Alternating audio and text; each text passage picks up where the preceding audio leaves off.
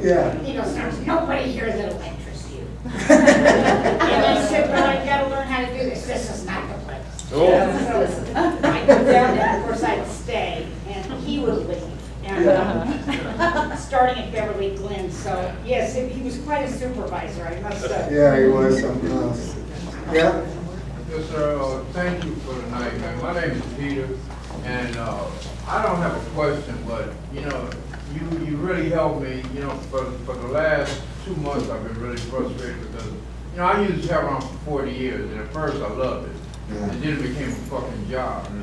You know, and today I woke up. You know, today my 64th birthday, and I woke up truly grateful that I'm clean. And I stand here to let you know that if I didn't find something, I refuse to be miserable, so fuck that. You know? and so you said, you know, there's something that you said, and when I watched that film, I was reliving some stuff. You know, I don't just flash back, I relive. And what for the last 2 months, I've been really frustrated at what's going on with treatment centers. They're losing beds, they're losing funding, and the focus seems to be taken off the dope fiend and into bed space. You know, and you know, 90 days you got to go, and all this shit. But what I received from you tonight was something to rekindle that fire. I have to do. My whole passion now is to help another dope man. That's my whole passion, to help another dope man. I'm not about sitting in no round table making no big decisions. I love the trenches, because that's where the dope fiends are. They got skid rows in Beverly Hills, you know, where dope fiends lie. You know, and I'm a veteran, so in the cubby holes along PCH, there are cities within cities of dope fiends. And nobody reaches out to them. Come with them, here, let me give you a stack of paperwork and go, hey, I can get you some SRO housing, or I can get you this. Man, teach me how to live clean. You know, so what I received from you is to rekindle that fire that I can give of me to my story. And that's all I got. Yeah, that's Bob's new thing. Well, that's my new thing is veterans. I know. So I work independently. I work mostly with law firms and deal with clients, and I work part-time in Las Vegas and full-time here. And in Las Vegas, we had a slew of veterans being arrested for drug charges, like an unbelievable amount of Iraqi and Afghani soldiers coming back, being on drugs and getting arrested. So in drug court, this woman that I kind of am acquainted to, the judge, she said, you know, when they first come through, I give them a free pass, and then 7 months later, they're back with more charges, and I don't know what to do. And so we formed this. The first veterans drug court was opened in Las Vegas 3 months ago, and it's just a passion of mine. Like, we got to take care of these kids. We got to fucking send them in the right direction. And that's Memphis is a vet too. And the problem we've had as we're doing these meetings around tables trying to figure shit out is veteran counselors. They're going to help these new kids, because as much as I want to help, I don't know the experience they're going through. This PTSD is severe. It's beyond what my capacity of understanding. And we need people like you to be sitting with people like these kids that are coming out through drug court now in Las Vegas. I'm sure it'll start here, Allison. A veterans drug court. Plano's putting together a veterans court. He's trying to put it together. Yeah, they did it in Las Vegas, and so now I started this nonprofit out there that's going to start after the new year because where do they go? You get 30, 60 days, like you said, or 90 days, semi-inpatient treatment. Then where do you go? They don't have any money, they don't have any resources. So we're going to start this based on MAP, this free veterans sober living that they can live there up to a year for free. And so it's called Sober Warriors.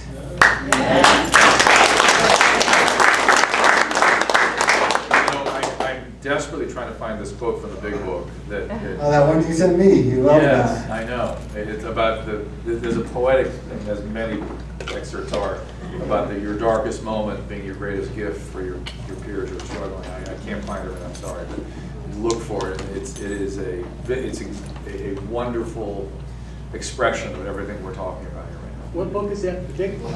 Yeah. But in Bill's story, when he talks about it's always darkest before dawn. Not that, it's about your darkest moment. If you guys will permit me, I'll keep looking. Somebody said it to me. And I'll put it in my own frame. Like, I did a lot of disappointing things, let's say, like with my son. I talk with parents a lot of times. I used to use my son as a police shield. I don't know if you know what that means, Nice. but if you're going to score drugs, put the car seat in the front seat so that, hey, I've got a baby here. There's no way I could be possibly down here looking for drugs. I have a baby here. And Elijah remembers like driving around late at night in MacArthur Park. Like, listen, I laugh, but it's horrible. And so how do you undo that? You can't unring bells. You can't make amends correctly to make it right. And the idea is to help other parents, and that's what Drew's trying to talk about. Listen, if you're a drug addict, you got kids, I'm your guy. I understand the shame of it. I understand the disappointment of it. I understand trying to rationalize it. It wasn't that bad. Listen, it's awful to be on drugs and have children in your care. I did it all the time. I used to make him sleep in a certain part of the bed where I could put pillows all around where he wouldn't roll out or fall out. And then I would just go in another part of the house and get high all night long, never checking on him, never. And so that's a horrible, dark secret I didn't want anybody to know, but now I talk about it regularly. So a lot of parents, you know, have done some things they're ashamed of, and so did I. And we can talk about it, get it out in the open, get on the other side of it, and be free of it. Right? And so, you know, it's neat that my son's in. Let me tell you, my son, he came to Toronto with us, he came to New York with us when we was playing at film festivals. And we're walking into the New York Film Festival, I told you Oh, this. this is good. And he's like, because a lot of my friends from New York were there, Hamilton, the movie, and Gibby and people, so I'm walking in, he goes, Dad, you're not going to watch it again, are you? And I was like, well, yeah, Gibby Theater and whatever. And he goes, you are such a fucking narcissist, it's unbelievable. So, you know, have these relationships with your grown children. It's pretty fun. All right. Any more questions yet? Bob, hey, I'm Josh with Drug Tester Rep. Oh, hey, man. And we work a lot with pain management physicians and family practice internists that get really excited when they see positive and then they'll fire a patient. And I'm actually curious, are you guys targeting any kind of doctors with this message? Well, sooner or later, I mean, I deal with a lot of doctors. I mean, I worked for them for 9 years every day, and I know a lot of doctors, and I respect doctors and love doctors. It's what's in the movie is this drift towards dealing with addicts. Addicts are manipulative, lying sacks of shit, and doctors always believe what patients say. We are trained in a way. When I go to medical school as a lecturer, it's extremely frustrating because doctors are trained to trust and build an alliance and believe everything the patient says. No one ever sits a doctor down and goes, your patient is full of shit, your job is to see through that and figure out what's true and what isn't. They're never trained on any of that, and it is extremely problematic. That's the big, and what they're trained is that if a patient lies to you, that's a bad patient. What I tell my peers is if my patient didn't lie to me, they shouldn't be seeing me. Their diagnosis is in question if they're not lying to me. My job is to figure out what's truth and what's Memorex and help hold that for them. So there's a real problem in training doctors, let alone helping those in practice understand what they're contending with. I think the main deal is to get them to identify and refer. If you get them to refer, then you're doing most of what you need to do. Probably one of the most amazing things about Dr. Blum, Drew's partner, and I, and us working with him, is they're doctors, addictionologists, the medical directors of the hospital, and they would ask me and Shelley what we think. Us? Yeah, we were a team. This is a rare kind of occurrence that you would care what two junkies and fucking think about anything.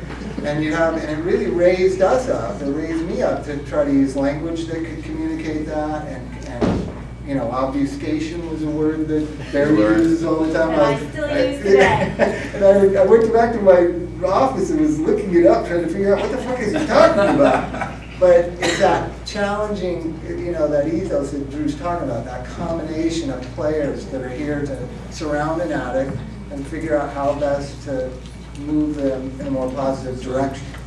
So I think that's it. I don't want to bore you. I know you got to pee. What's the last question? In medical school, they don't even have, They have 1 hour. I got like 1 hour. I got one visit to Rancho de las Amigas and sat in an AA meeting. I had no idea what the hell was going on. I give a lecture at the medical school once a year. I get an afternoon with the medical students. We used to, at Las Encinas, we used to get third-year students, and we would get them for at least a couple of weeks. And we did God's work for a while. We probably affected 100 of them, but then not, and it was never filled back in again. You have your last question. Bill Al-Anon. Hey, Bill. I think you bring up a great topic because, you know, in Al-Anon, I always say to my friends who are struggling with drugs or alcohol, you know, you start drinking and you get crazy, and that makes sense, you know, in some form or fashion. But somebody starts drinking or using and I go crazy, you know, who's more messed up here, me or you? Yeah. And the whole dynamic of the family and the friends and the people around that you're talking about is, you know, to me, it's, you know, what chemicals are going off in my head that are making me say, I gotta save this person. Yeah. It's one of the most exciting things to me because, and I see it all the time, like you come into PRC, and I did a group yesterday, and so, okay, you were a heroin addict and you're bad, you know, you disappointed everybody, but hooray, you're sober. And then you get a bunch of attaboys and everybody's happy, and the codependent in their life doesn't get shit, right? And that's why we try to suggest, like, go be a part of some group, go be a part of something to feel that kind of encouragement and support that the addicts are getting. The addicts are going to get it. AA and NA are everywhere, socially accepted, abundant in support and help for the addict. Al-Anon, you know, families, I send them there all the time, they go, oh, I didn't like it, I didn't know what was going on. It's like, you gotta get in there, fucking hang out a while. You know what I mean? Well, to me, I see it as the guy that gets hooked, goes from being hooked on substance to being hooked on meetings. And that may be controversial. Yeah. It's a great step for some people, but it's like, okay, when you get done with that, what do you got left? Yeah. For the other people in your family, you mean? Or for? Well, when I just see where they're going, I'm going to AA and they're high on, they go from one addiction to another, and whether that's Well, it's more positive gambling, addiction. Yeah. Yeah, but the idea being, does it move over, and that's one thing that, you know, there's That's a whole- this whole Yeah. 2 hours. smorgasbord. Like, Exactly. Drew and I kind of differ on one thing. I don't think you can be a sex addict unless you're a drug addict. I don't think you can be a love addict unless you have this addiction in you, this kind of thing. Yeah, my buddy here is not an addict, but you're an addict. You know, and I just think that thing is whatever it is that expresses itself in food or sex or gambling is that thing that's in all addicts, right? And so what you see is you get sober a while, you can stop going to meetings, start gambling. That's what I did. I got very into gambling. I was working here, and Pat Martin, who used to be program director, I was walking down that hall, and I had gotten into gambling, and I knew it was getting a little out of control because I would take Fridays off to go to Morongo. I was walking down this hall, and Pat Martin was at this hall, and he goes, "Hey, Bob, turn around." And I turned around and he goes, "What do you know about gambling?" And I was like thinking some patient's parents saw me at Morongo. I was like, "What do you mean?" And he goes, come here. And I was like, he goes, "I got this gamble guy I'm going to give you." I was a counselor here. And he goes, 5 years sober, just ruined his life gambling.